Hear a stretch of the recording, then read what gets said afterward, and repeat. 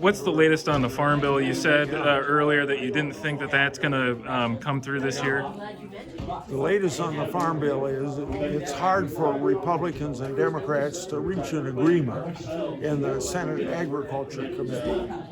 And the reason for that is the farm part of the Farm Bill is only 15%. The other 85% is food stamps. Mm-hmm. So then we feel on the Republican side that the next 5-year Farm Bill ought to reflect the inflation since 2018, seed, fertilizer, chemicals, interest, and diesel. And we got to have more money in the Farm Bill to support those efforts, and we ought to take that money from other parts of the Farm Bill to do it.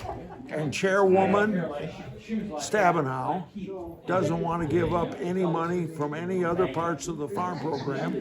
In fact, she wants to spend more money on some of those programs, including food stamps, and that has kept her from passing. Now, for your people listening, it doesn't mean in 2025 we're going to have a farm bill, but we're going to have a 1-year extension of the 2018 Farm Bill, which makes it a 7-year Farm Bill, which is too long, and hopefully next year we get a Farm Bill passed.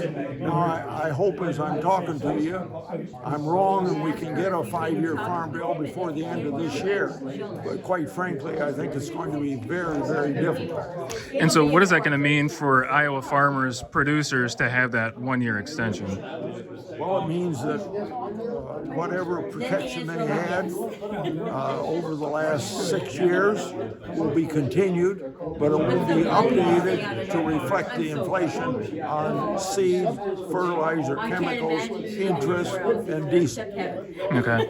I was also wondering your thoughts on the articles of impeachment that were sent over to the Senate by the House. Yeah, you mean the one we had on Mayorkas? Or you're talking about the ones that they're talking about now on Biden? The ones they're talking about now with President Biden. Yeah, well, first of all, I don't know that the House is going to move forward with their articles of impeachment. There are members that want to, and probably because if they do pass it, I will be a juror, and I shouldn't express any opinion on guilt or innocence until I have had a chance to hear the arguments. Okay, and then I guess since you brought it up, your thoughts about the articles of impeachment for Secretary Mayorkas? Yes, I'm glad to comment on that, because here's the problem.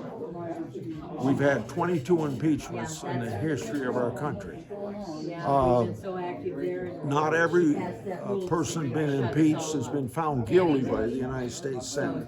But every time that the House passed articles of impeachment, the Senate has sat as a jury and listened to the arguments for or against the guilty party. Who's your neighbor? Which one? Schumer, for the first time in the history of the country, never even allowed the trial to move forward.